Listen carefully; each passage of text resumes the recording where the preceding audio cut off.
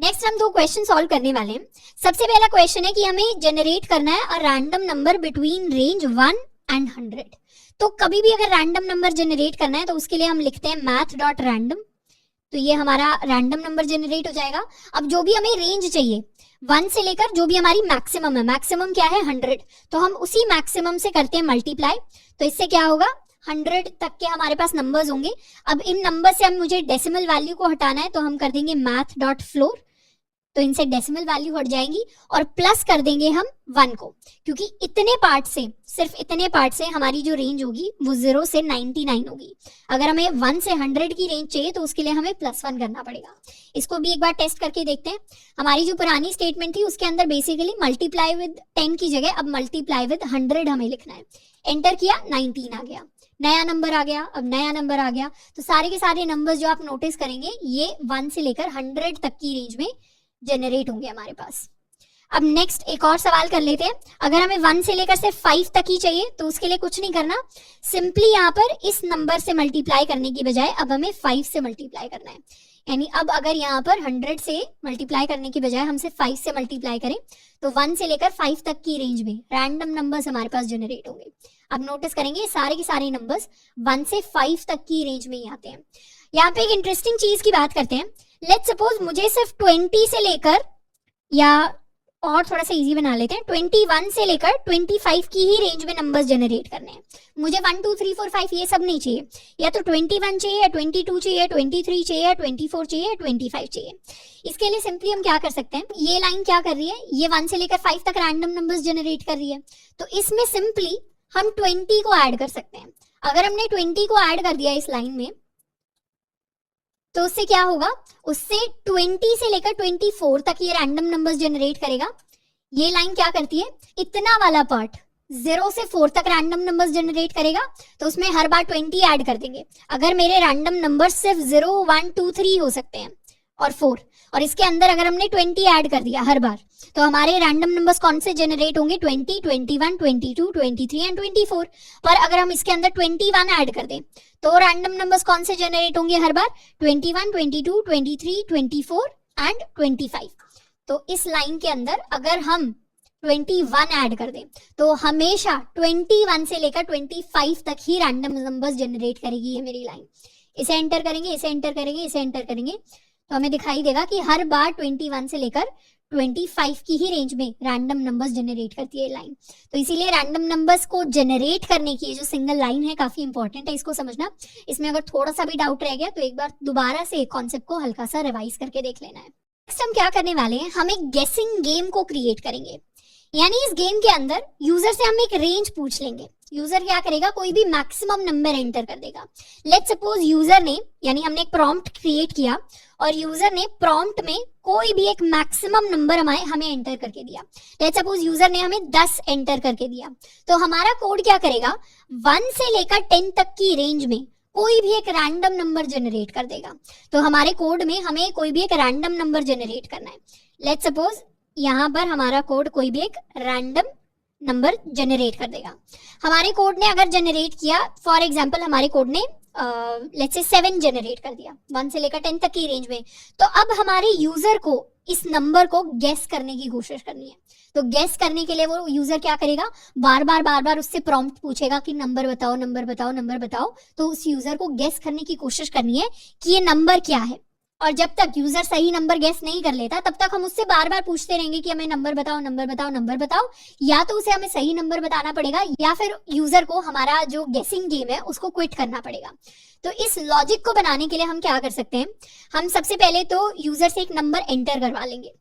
तो हम एक प्रॉम्प्ट क्रिएट कर देंगे, prompt enter the maximum number. तो यूजर क्या करेगा, मैक्सिमम नंबर को एंटर कर लेगा और उस मैक्सिमम नंबर को हम स्टोर करवा लेंगे इन सम कांस्टेंट वेरिएबल मैक्स।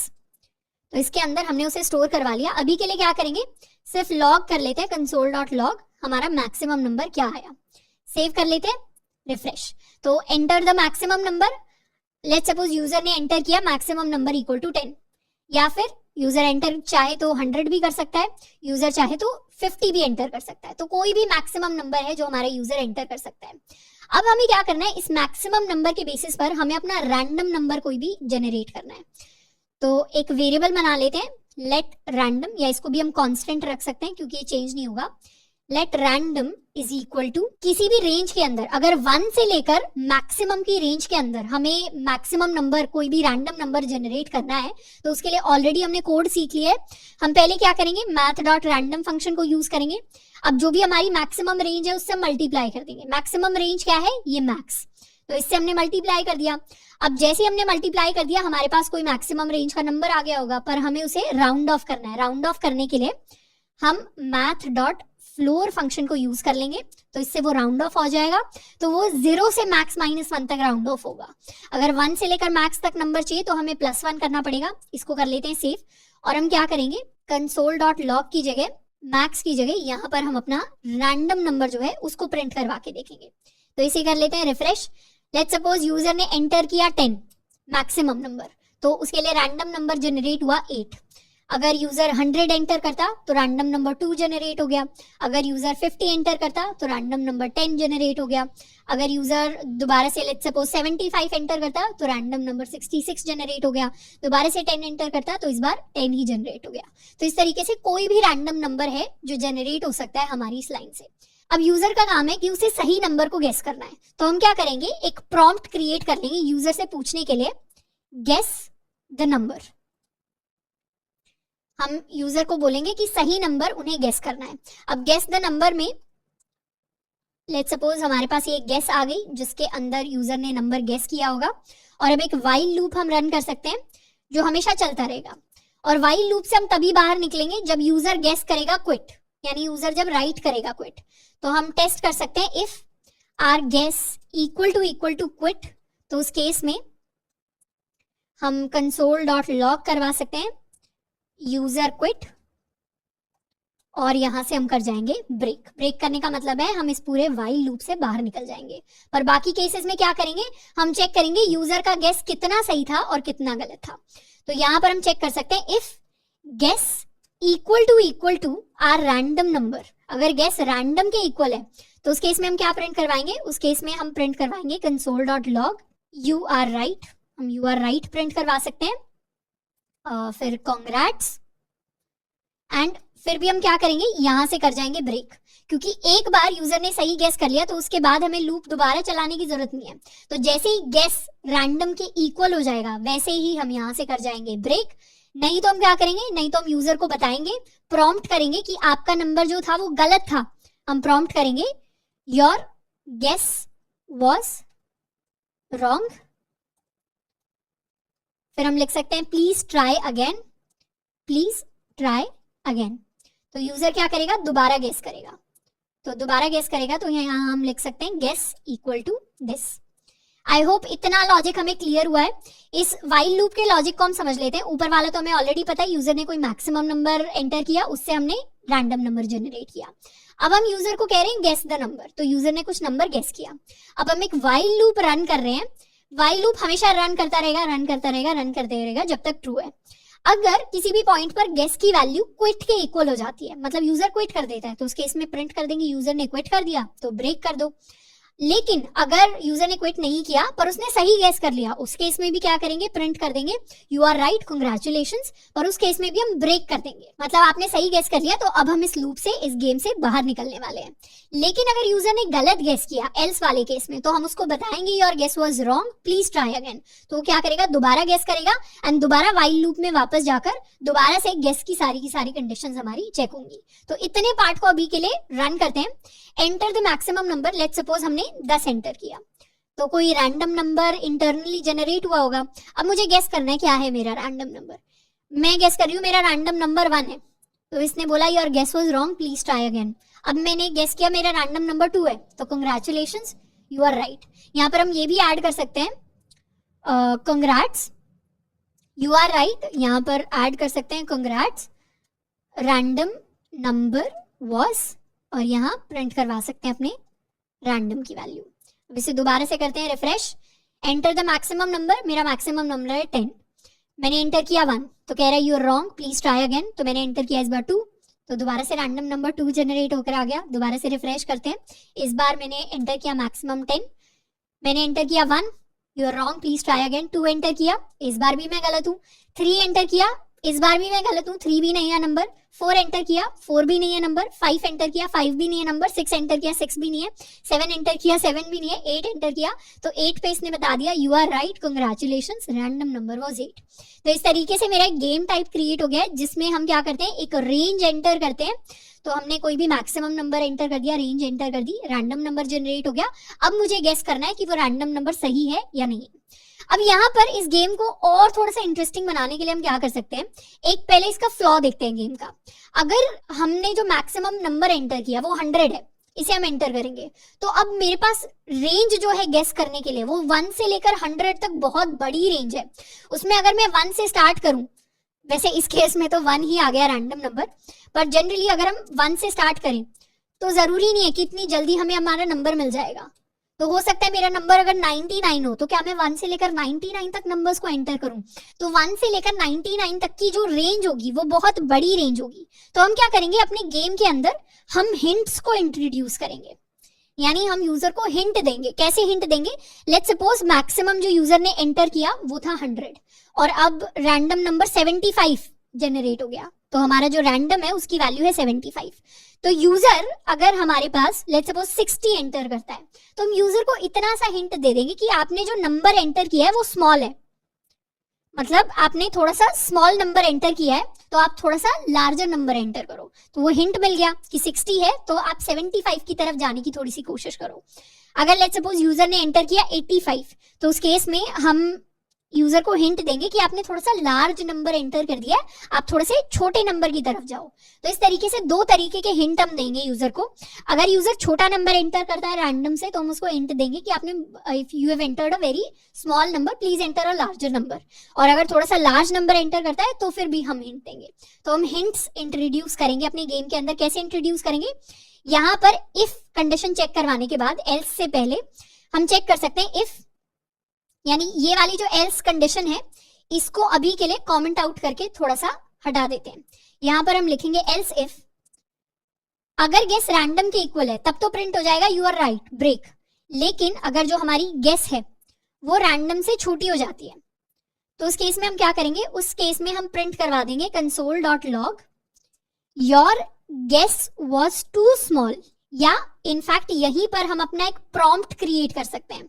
यहां पर हम एक प्रॉम्प्ट क्रिएट कर सकते हैं, your guess was too small please try again. तो इससे क्या होगा, दोबारा से यूजर एक और नंबर गेस कर पाएगा और इस बार यूजर को पता होगा कि मैंने बहुत छोटा नंबर गेस किया तो इस बार मुझे बड़ा नंबर एंटर करना है। एंड उसी तरीके से एल्स, यहाँ पर हम एल्स इफ भी कर सकते हैं और एल्स भी कर सकते हैं। एल्स इफ में क्या होगा, एल्स इफ में होगा बेसिकली गेस अगर रैंडम से बड़ी हो जाती है।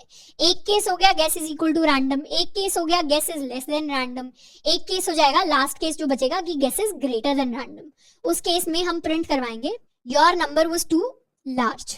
तो दोबारा से हम यूजर को बोलेंगे प्लीज ट्राई अगेन। इसको कर लेते हैं सेव एंड इतने पार्ट को अब हम हटा सकते हैं। तो सेव कर लिया। क्या चेंज किया हमने, इस बार अगर गेस हमारी रैंडम से छोटी है तो यूजर को बता दिया बहुत छोटा नंबर है आप दोबारा ट्राई करो, और अगर बड़ी है तो बता दिया बहुत बड़ा नंबर है आप दोबारा ट्राई करो। तो इससे यूजर को हिंट मिल जाएगा, या इनफैक्ट यहाँ पर हम लिख भी सकते हैं हिंट, इसको कर देंगे hint, save and now refresh. तो एक बार इस गेम को हम क्विट कर लेते हैं। तो अब शुरुआत से हमने स्टार्ट किया है एंटर द मैक्सिमम नंबर। इस बार जो नंबर मैं एंटर कर रही हूँ दैट इज 100। अब कह रहा है गेस द नंबर, तो मैं क्या करूंगी, मैं मिडिल का नंबर गेस करने वाली हूँ। मैंने 50 गेस किया, ये कह रहा है आपका नंबर बहुत स्मॉल है प्लीज ट्राई अगेन। तो मैं इस गेम को अब लॉजिकली थोड़ा सा सॉल्व करने की कोशिश करूंगी। मैंने क्या एंटर किया था, मैंने 1 से लेकर 100 तक के नंबर्स मांगे हैं। अब उसमें कोई रैंडम नंबर होगा जो जनरेट हुआ होगा। मैंने एंटर किया 50, 50 के लिए कह रहा है बहुत छोटा है स्मॉल। तो अब मुझे पता है मेरा जो नंबर है वो 50 से 100 की रेंज में एग्जिस्ट करता है, 50 से 100 की रेंज में। तो मैं 50 से 100 के बीच का कुछ एंटर करूंगी। I enter 75। 75 के लिए कह रहा है your guess was too large. तो 75 को क्या कह रहा है, आपका नंबर बहुत बड़ा था। तो मुझे पता चल गया 50 से तो बड़ा है और 75 से छोटा है मेरा नंबर। तो 50 से 75 की रेंज का कुछ नंबर मुझे एंटर करना है। तो मैं एंटर करने वाली हूँ 60। 60 के लिए कह रहा है your guess was too small. तो 60 के लिए कह रहा है आपका नंबर जो है काफी स्मॉल है, मतलब नंबर मेरा 60 से बड़ा है। तो नंबर 60 से लेकर 75 की रेंज में कहीं पर आ रहा है। तो इस बार मैं एंटर करूंगी 70। एंटर किया तो इस बार कह रहा है your guess was too large, यानी 70 के लिए कह रहा है कि आपका नंबर काफी बड़ा था। तो मुझे पता है 70 अगर काफी बड़ा हो गया और 75 भी बड़ा हो गया तो मेरा नंबर 60 से 70 के बीच में कहीं पर है। 60 से 70 की रेंज में मुझे नंबर चाहिए। तो इस बार मैं 65 एंटर कर दूंगी। एंटर किया तो मुझे कह रहा है you're right, congratulations, random number वो 65। तो इससे क्या हो गया, यूजर को हिंट मिल गया कि उसे अब थोड़ा सा बड़ा नंबर एंटर करना चाहिए या थोड़ा सा छोटा नंबर एंटर करना चाहिए। और इसको गेम को सॉल्व करने का एक लॉजिकल तरीका भी है कि सिंपली 1 से लेकर 100 की बजाय हर बार क्या करो, मिडिल नंबर एंटर करने की कोशिश करो। मिडिल नंबर एंटर करेंगे तो सबसे जल्दी हम इस गेम को कंप्लीट कर सकते हैं। तो मिडिल नंबर ये जो एंटर करने की टेक्निक होती है, इसको बेसिकली हम बाइनरी सर्च कहते हैं। प्रोग्रामिंग के अंदर बाइनरी सर्च से सिमिलर टेक्निक होती है, ऑल्दो उतना ज्यादा डिटेल में हम नहीं जाएंगे प्रोग्रामिंग के यहाँ पर। अब एक और मैं ट्राई ले सकती हूँ गेम की, इनफैक्ट आप भी ट्राई कर सकते हैं गेम में। रिफ्रेश अगर हम करें और लेट्स सपोज मैंने ट्राई किया 10 के साथ, तो 10 के लिए मुझे कह रहा है गेस द नंबर। तो मैं क्या करूंगी, मिडिल वाला नंबर एंटर करूंगी। तो मुझे कह रहा है 5 मैंने एंटर किया एंड गेम मुझे कह रहा है ये नंबर बहुत छोटा है, स्मॉल है। तो इसका मतलब है मेरा नंबर 5 से 10 की रेंज में है, यानी 6 से 10 की रेंज में है, 5 से 10 की रेंज में है। तो इस बार मैं एंटर करूंगी 7। मैंने एंटर किया तो कह रहा है योर नंबर वाज लार्ज, यानी 7 को कह रहा है 7 इज टू लार्ज। तो इसका मतलब है मेरा जो नंबर है वो 6 से लेकर 7 की रेंज में है। अब इसने 5 को बहुत स्मॉल कह दिया और 7 को बहुत लार्ज कह दिया, तो ऑब्वियसली मेरा जो नंबर होने वाला है इस बार, आई होप सबने गेस कर लिया होगा, इट्स द नंबर 6। जैसे ही मैं 6 को एंटर करूंगी वैसे क्या बोलेगा, you are right, congratulations, random number वो 6। तो इस तरीके से काफी इंटरेस्टिंग गेम हमने बिल्ड कर दिया है और हम इस गेम के साथ थोड़ा सा HTML CSS को भी जोड़ सकते हैं to make it more interesting, to make it more visual. But just using JavaScript एक काफी इंटरेस्टिंग गेम को हमने क्रिएट कर लिया। आप इस गेम को खेल सकते हैं। You can ask your friends to play it, you can ask your brother और sister to play it. And I hope इस गेम का पूरा लॉजिक हमें समझ में आया होगा। इसमें इंपॉर्टेंट चीज ये है कि हमने वाइल लूप को यूज करना सीखा अच्छे से और हमने प्रॉम्प्ट्स को यूज करना सीखा, पर उससे भी ज्यादा हमने अपने math.random से रैंडम नंबर्स को जनरेट करना सीखा। तो आई होप कि ऑब्जेक्ट लिटरल्स का जो कॉन्सेप्ट है वो हमें अच्छे से समझ में आया होगा। मैथ ऑब्जेक्ट जो है उसको हम अच्छे से देख गए होंगे, उसको सीख गए होंगे यूज करना। एंड इसके बाद भी हम काफी सारे इंटरेस्टिंग कॉन्सेप्ट्स को कवर करने वाले हैं जावास्क्रिप्ट के अंदर।